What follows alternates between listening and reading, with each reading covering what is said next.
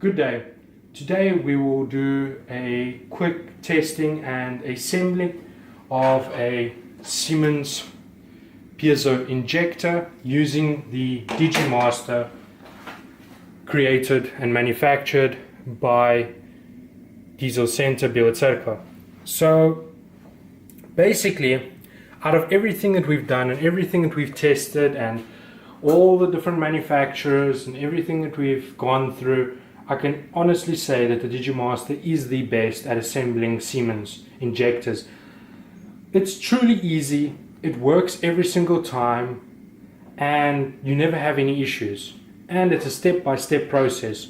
And it also includes a PC program which you can place onto your program, onto your PC, and you can run it through smoothly any way that you want to. It doesn't really matter. And it's a step-by-step process. Everything works perfectly. Instructions also gives you a step-by-step process.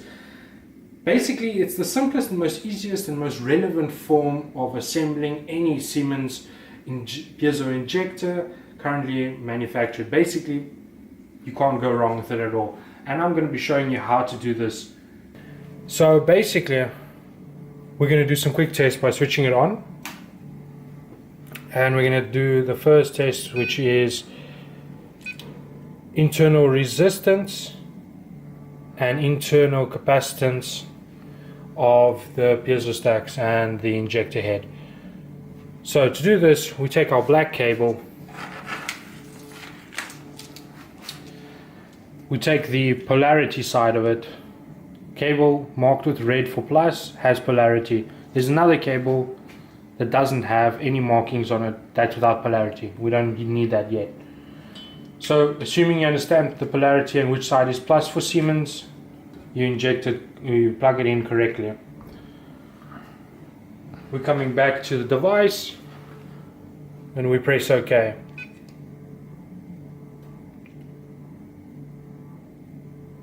As you can see, it's quite stable, 194 kilo ohms and more than 3 microfarad. What you want to do is increase it to maximum voltage. Currently it's on 100. We're increasing it to 180 and we're checking the kilo ohms. And there we go, it's still 190 kilo ohms and over 3 microfarad. So perfect, your internal resistance and capacitance is fine. We remove the cable, we plug in the cable without polarity and use the other cable to attach it to the actual, make sure this other cable just touches the injector body somewhere, it doesn't matter. I use a staple just to close it up, keep everything together, simpler. We move measurement parameters, we press OK, then we move down, leak on the case, we press OK, the answer is 30, perfect. If the answer is 10, it's perfect. If the answer is 1, then you can throw away the injector, there's leakage on the case. Alright. Now for the next test, all we really need is the grey cable, which is our other cable, this cable, and we can remove the injector head from the actual injector. We also need micrometer with an adapter.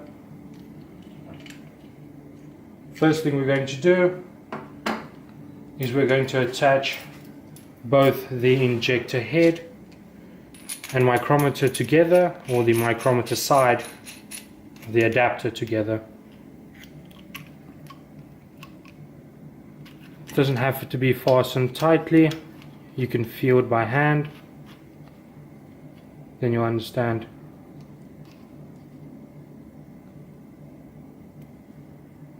Alright, what we need to do is tightening it with a torque wrench at 40 newtons or 4 kilograms to make sure that calibration for it later on in the process will be perfect. So we're tightening it onto the adapter with 40 newtons on the torque wrench. Make sure your staple doesn't move, this is possible. There we go.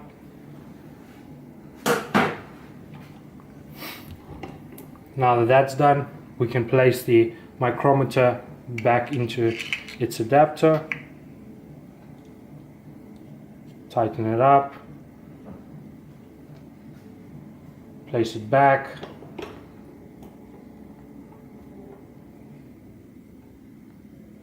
Make sure it's zeroed. Perfect. Now we take the grey cable, also has polarity. Make sure your polarity is correctly plugged in.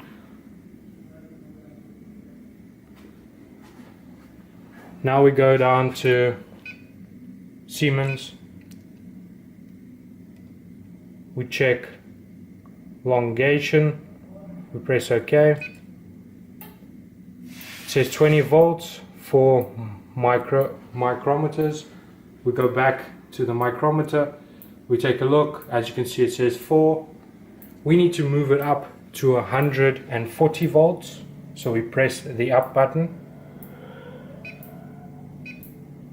until you can get to 140 volts.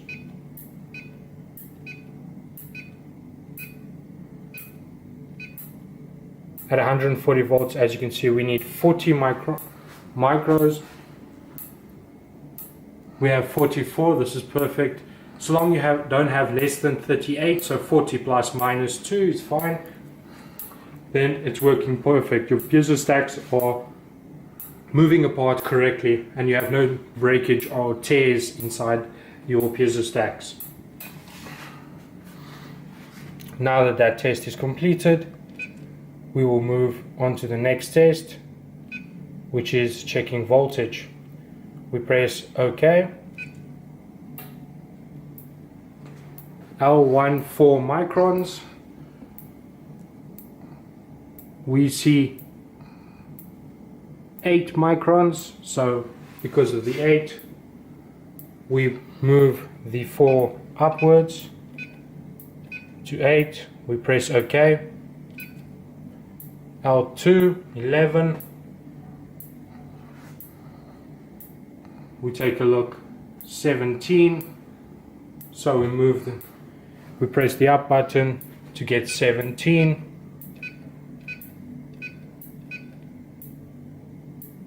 We press OK. Check volt Siemens. We press down. We want to go into calibration. To be able to calibrate, you remove the micrometer from the adapter. You press OK on the Digimaster to begin calibration. When the calibration is completed, as you can see, it says calibration OK. Then we press down again. Now we want to get to the assembly. Before we can get to the assembly or be able to start assembling, we need to remove the, or actually, yeah, we do. We need to remove the adapter from itself. Just loosen it up a little bit so that you're able to have a better hand grip and easier way to maneuver it. Connect your micrometer again back onto the adapter.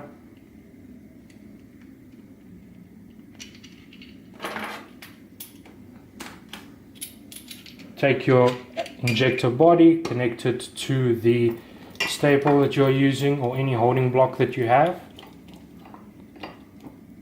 This is just to make sure that it's steady. Attach your micrometer and adapter with the piezo head together.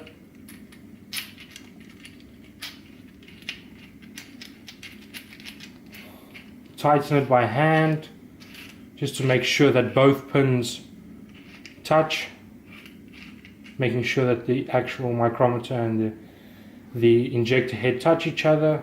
Zero it out. Now that it's 0, remove the micrometer with its adapter gently. Now that it's removed, place it into your piezo body. Now, as you can see, we have 928, 0.928. This means we need to add about, it depends on the metal that is used on the shim that you're going to use. If the shims are made customly by you, or if you bought it somewhere from China, overseas, doesn't really matter. Then depending on which metal they used to create the shim, the size that you need of the shim to place into the injector body will differ. But you need to add basically between 2 and 4 hundredths to the size. So if we have 927, we need about, let's say, 960, maybe 950 something. Adding about 30, 20 microns is perfect. So we move over. As you can see, you can use the adapter to also measure your shims. As you can see, this shim is slightly bigger. It's about 40 microns, a little bit more, about 45 maybe microns higher. It's fine. That's fine. The Digimaster will still be able to tell you whether it is correct or not. So that's fine. Make sure that the casing is dry before placing in your shim.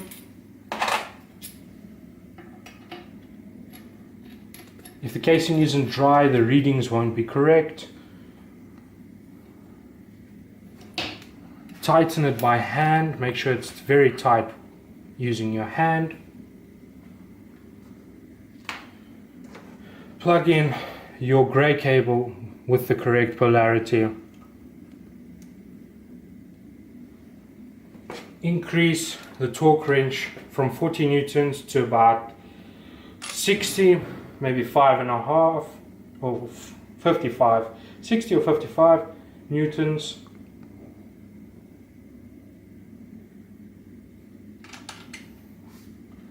Come back to the Digimaster. As you can still see, it's still sitting on assembly Siemens. We press OK and a bar will come up. You want to start tightening it and watching the bar. You begin tightening very slowly, and you'll hear that the sound will change.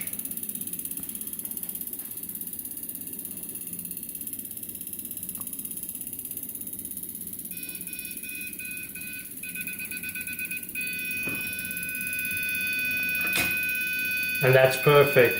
As you hear, it's beeping. It didn't start, it started beeping, and now it's just a straight beep. This means that you've done your calibration and you've assembled it. It's perfect.